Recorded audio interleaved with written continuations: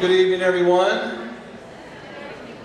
I am Darah Bonham. I'm principal of Albemarle. I'm going to welcome you. I know others will be coming in. I do want to start on time because I know while this is important in terms of the opening message, I also realize the importance of you getting a chance to go out and visit the classrooms of your children. So I'm very excited that you were here. I'm very excited for you to be in front of me this evening to get a chance to talk really about a great start to the school year, a great opening.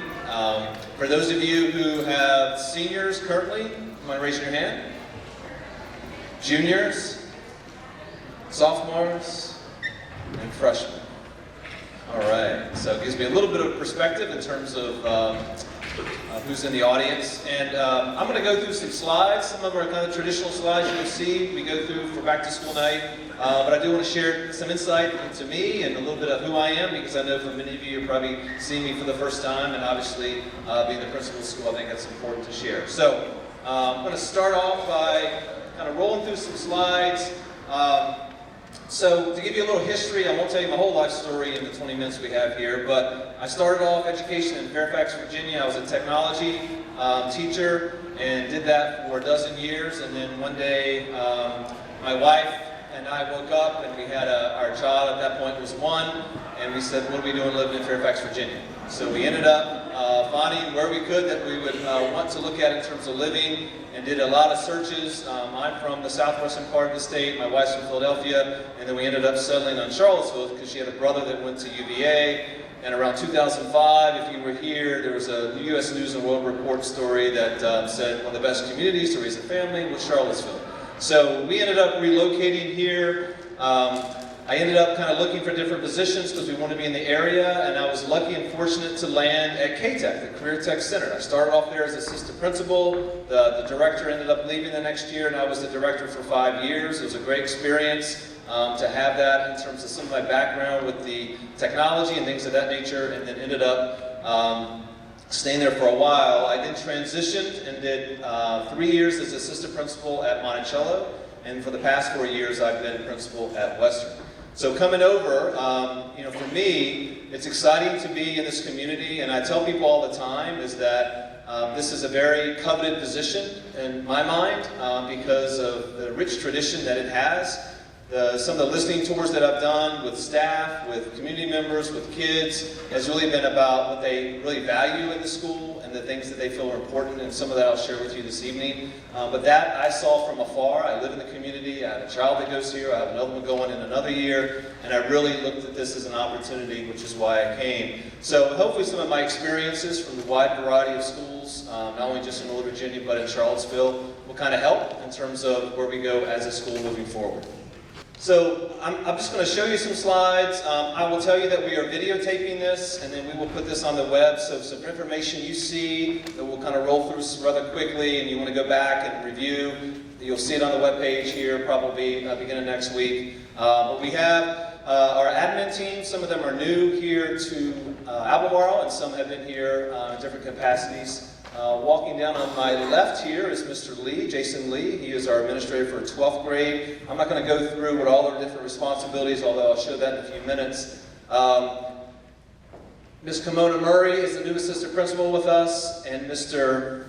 Craig Smith has been with us now for 4 years. Dr. Kate Howard, if you were here previously, she was our intern last year. Now she's our assistant principal. Our MESA director, Mr. Tony Wayne. Counseling director, Ms. Megan Parsons, who's out in the front foyer, and then our athletic director, Deb Tyson, and our testing coordinator, Brian Shell. This is a little bit about the responsibilities. I only put that up there because sometimes when you have an issue and you want to figure out, well, who do I talk with and who do I discuss this with? Oftentimes, if it's content related, if it has to do with mathematics and you want to have some discussion in relation to the mathematics teacher or the program, that goes to whomever happens to oversee that. In this case, that would be me. Oftentimes, if it's just your child who's a junior and you want to work through something that you're trying to figure out, then you go through the junior administrator. So if you go through the wrong person, it's okay. We talk all the time. We talk every day. And we get a chance to move that forward in terms of who it ends up, whose desk it goes across. This is our counseling team. Again, many of them are out front. You can see the alphabet in terms of who they serve. And so if you don't know who your child's Counselors at this point, I know if you've looked on Power School or Power Teacher, you've seen the names at the top. They're out front today in case you want to get a chance just to say hello, get a schedule printed, things of that nature. One of the things getting used to coming to a school the size of Albemarle is that we do have a very large staff. One of the things that I've been tasked with at the start was try to memorize 269 names, which is a little bit of a challenge, but getting there slowly. I will say that you can see how it's broken down here a little bit. It is a very dedicated staff for your children. I see the care, I see the compassion, and I see what they bring every day in terms of what they want to do for your children. And I really appreciate that. It's a large group, but one of the things we pride ourselves is try to figure out how we work together as a team. So you can see how it breaks down a little bit in terms of who our staff happens to be. The first thing we did when I got on board, the very first day we had in-services, we got on buses and we went to Triple C. We did actually went to Camp Holiday Trails, and Triple C ran a team building for us. Because one of the things that we wanted to do was to find a little bit of the things that we valued and supported as a group, to then get a chance to see how that would translate to the work we're doing here starting off in the school year. This is a little bit about the student body and the breakdown, so it just gives you numbers for perspective. Our largest class happens to be our 10th grade class, and our smallest is actually the 9th, and the 12th are very similar. We do serve post-high, and those are students who have different needs that end up after they leave Albemarle, can get service up to the age of 22, and that's behind Burley, but we actually manage that and are administrators for that as well. A little bit, and this is a little bit blurry, but I do want to share with you just some of the breakdowns, some demographic things for you. So we have a very diverse population here of students, and I think it's so welcoming in terms of the different students who come in every day, their backgrounds, and how we embrace that diversity. You can see a little bit about what that diversity looks like. And I also want to share a little bit with we had a family night this evening to start to kick off for our ESOL population. You can see the diversity and what we bring and the richness to our school just by the list of different birth countries that our school represents, which really, I think, makes Albemarle unique in a really special way. And then if you even look at what some of the different languages we have throughout the course of our student body, it's over 30 different languages that are spoken by the different students we have in our building each and every day. The school, you probably know this, but if you're new to the building, you see that we have, obviously, the primary middle school feeders below and the elementary feeders. It is a large campus. Probably doesn't feel large enough when you're trying to pick up your child at 4 o'clock, but it is a big campus. It actually, as you know, connects back to Greer and Jewett. Just want to briefly talk about what it looks like from a snapshot of some of our graduating seniors, because we look at data in terms of where our kids and how they left. This is a breakdown of the different diploma types. If you happen to be in the junior and senior realm as a parent, this still applies to you. If you happen, and it'll still apply to you as freshmen and sophomores, but the number of SOLs have changed a little bit with that cohort that started last year. But you can see a little bit of the breakdown in terms of what the different studies look like in terms of diploma. And then you can also see a little bit of the class of 2019. This was a breakdown in terms of their counseling when they went through and had discussions with them where they were headed. This is how they broke down in terms of their next path. One of the things I did not mention, and she is here with us today, which is a valuable resource for us as well, is Kaylee Ratcliffe is a coach, essentially a transition coach that works with us. She's working through a grant through Piedmont, and she is actually out front with the counselor's table. She is vital in terms of the support for our students, not just if they're going to happen to go to Piedmont or not when they leave Albemarle, but just as much in terms of if they're taking a dual enrollment course here, what that means to be doing that in Albemarle, because that is a college level course. It has the same implications in terms of being on a transcript, and obviously we have a lot of students here that are doing dual enrollment that will go on to perhaps 2-year universities or also many 4-year universities, and so she's a vital resource for us. So I encourage you, if you have questions, you can certainly talk to the counselors, but also have Ms. Ratcliffe be able to be used as a resource as well. This is just a small breakdown of the top 10 college plans. So we put that out there in terms of by virtue of students giving us responses about where they were accepted and where they were going.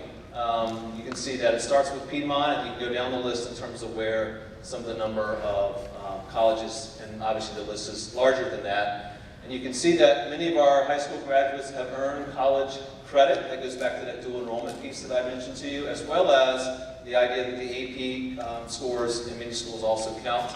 And then you can see that 53% of our graduates had transferable college credits. This is just a little bit just in regards to our National Merit Scholarship Program. This is all based on the PSAT scores, and that comes out by having that in October. It's just the typical testing window we have. We'll be sending out information. I think it's even on one of these slides, and that determines for those students who are rising seniors in terms of the score. And then just a little bit about AP data. We have a number of tests, obviously, that are given. You can see the quantity of tests. And you can also see what the scores look like. So we have a wide range. It's over 20, I believe, AP offerings within the school, and what it looks like in regards to the scores that we get back, and that usually comes back at some point in July. And again, many of those are transferable for students to be able to use that in their college and university of choice. So I'm not going to go through all of the programs. I just put a few on here to highlight. I'm going to talk a little bit about our initiatives for this year, but we have a lot of great things that we do that I've recognized just in my short time here that help support students. I'll get back to some of these. The one I will highlight is the next to last one, the Patriot Period, because a lot of that comes up in discussion and dialogue. This is the second year we've run that, and I'm sure you've had conversations with your child. I will tell you that in high school and everywhere else, there's no such thing as a perfect system.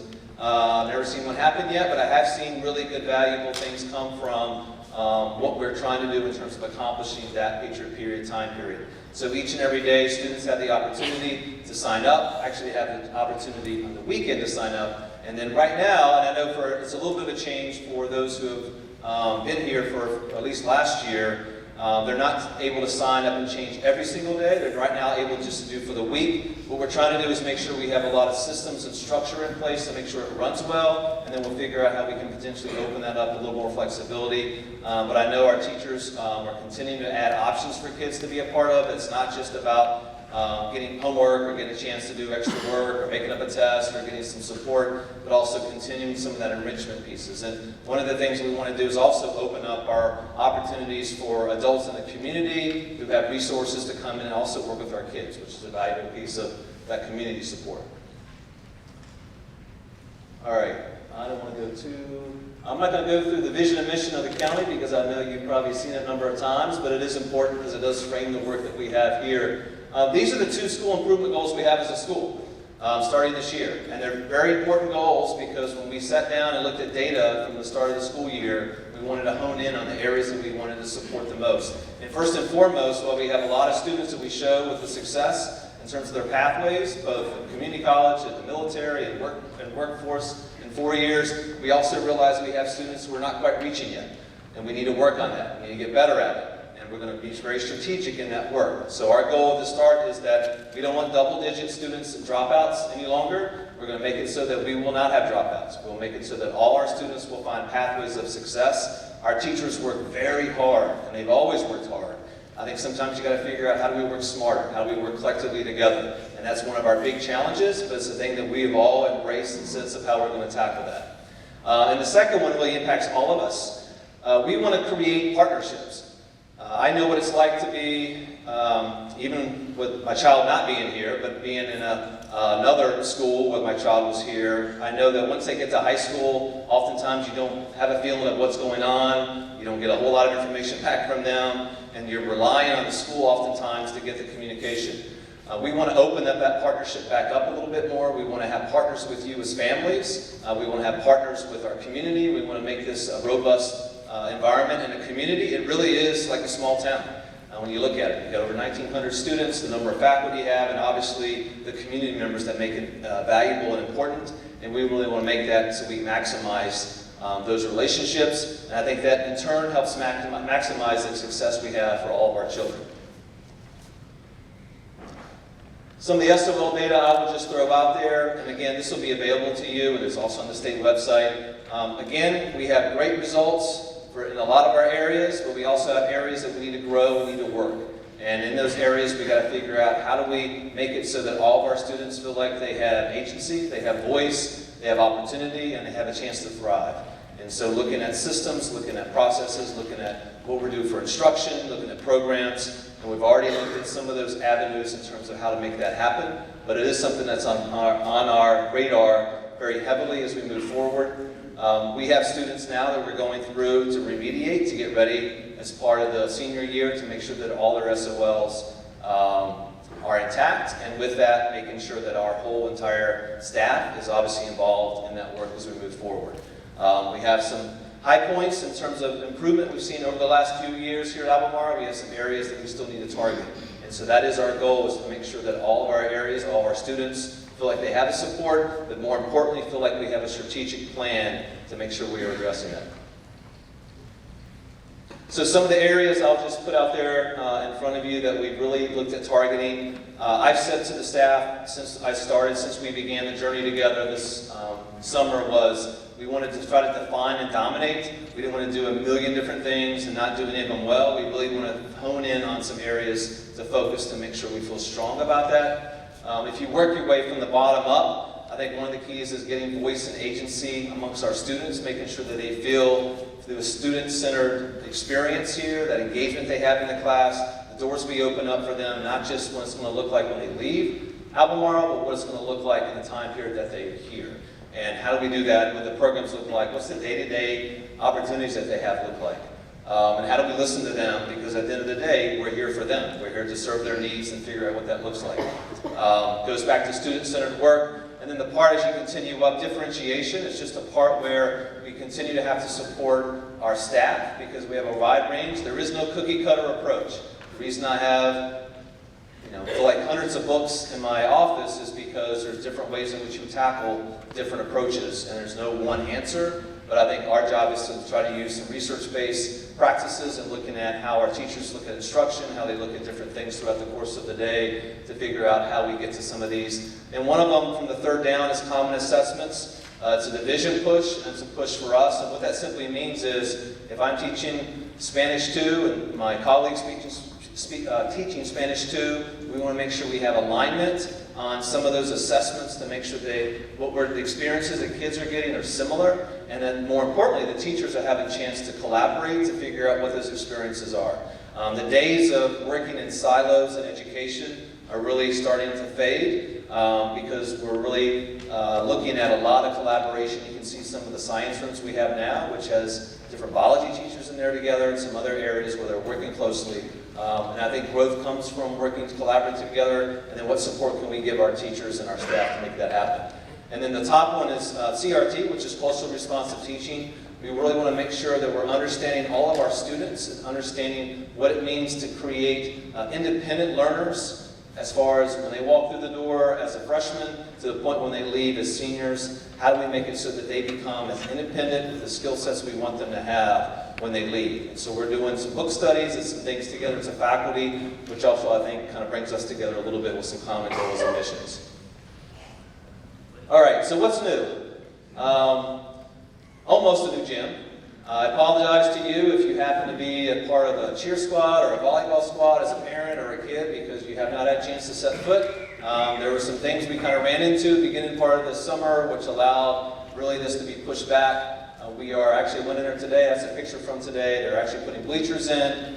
It will be a nice refurbished gym that you'll get a chance to see, hopefully by the mid of October. Okay, so those of you who are have son or daughter in PE, 9th or 10th grade, we'll be able to get in there sometime the next first part of October, and then we'll have actually contests and things of that nature down the road.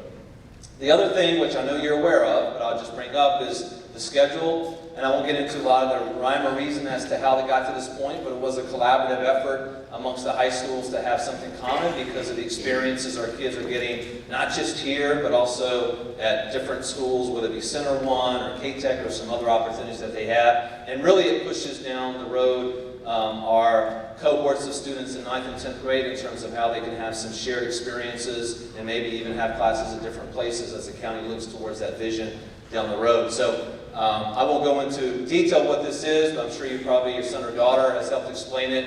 Essentially, your Monday through Thursday is always the same. Nothing ever changes Monday through Thursday. Your Friday becomes the rotation piece. I will acknowledge that we're discovering some bugs in the system, so to speak, in terms of what it means for our kids and our staff, and we're continuing to evaluate that. I think this is right now a chance for us to see what it's like and figure out how do we continue to tinker with that as we move forward.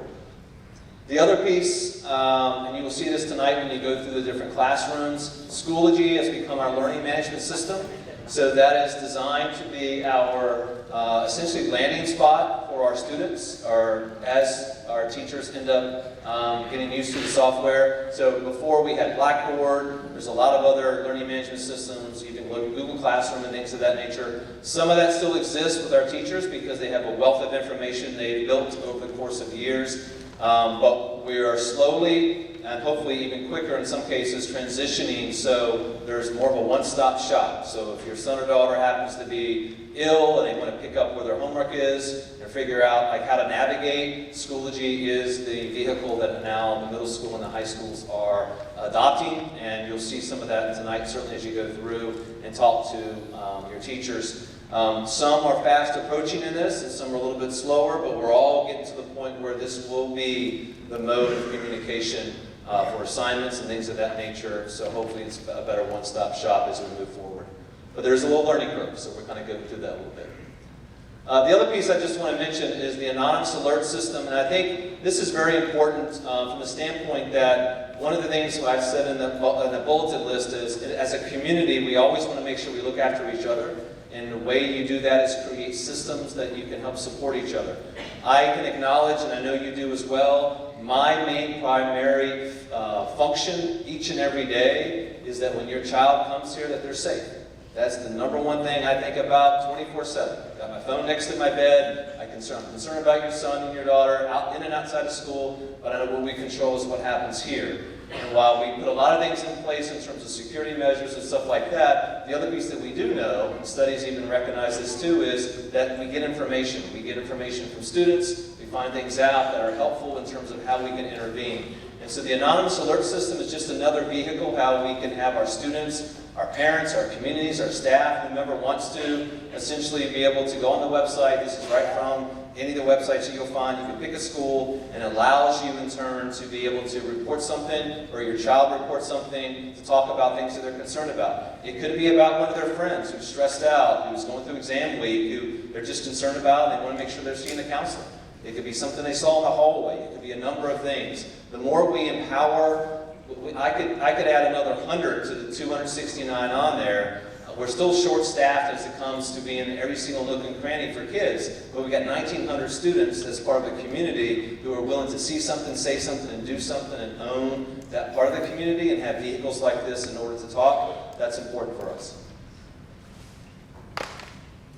And then this is important for me, and it's important for a school, is a refocused attempt and really valuing the communication that's necessary. So there are a lot of layers within communication. Obviously, from me to parents and families, getting a chance to make sure that you are aware. You will realize sooner than later that I'm very transparent.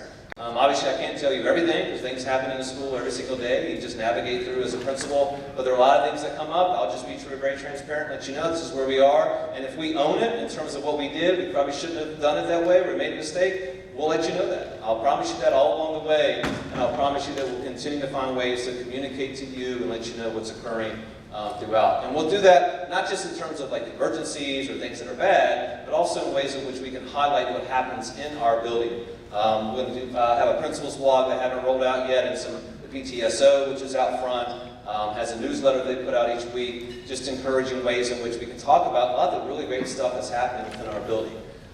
For families, again, athletics has a website you can download for any athletics, even if your son or child or daughter is not involved with that sport. Counseling has the newsletters, PTO, things of that nature. And for our school students, we also value the fact that we have young men and women who also need to receive some of the same information, emails, Schoology, and other ways to communicate out. And then we do a lot of different outreach things in terms of getting community members to be a part of our school. If you have an area of expertise or a way in which you think you can support us, certainly reach out to us anytime you would like. Last thing I just want to share is that We're in the conflict resolution business a lot. We're in the dealing with issue business a lot. It's people. I mean, this is just about a community of people who sometimes things happen. You got to figure out how you get through it. What I always ask is to be open about the communication. If it has to do with a staff member or a teacher, just reach out to the teacher, email, call, etc. If you get to a point you feel like, I'm just not sure this is where I want it to be, or I'm still concerned, you can talk to an administrator, you can talk to a counselor, you can reach out to us. We promise we'll get back in touch with you. We may not always have the answers or the perfect answers that you want. We sometimes may agree to disagree, but I can guarantee you that we'll have your child's interest best at heart in terms of how we make the decision, because that's really the reason why we're here. There's tons of things coming up, and this will be on the webpage in terms of things that are popping up here in the near future. College Planning Night is coming up September 26th from 6 to 8, open to all grade levels, not just for the rising seniors, and financial aid workshops, things of that nature. Schedules are available in the foyer there with our counseling team, and this is the rotation that we'll have tonight. There should be program bells, and so the first one that we'll go through is at 7 o'clock, and that is in 4 minutes. So I've rattled through quickly. If you have any questions that you want to stay and ask me, or if you want to email or call me, feel free to do that. I appreciate your time and attention. Have a great year.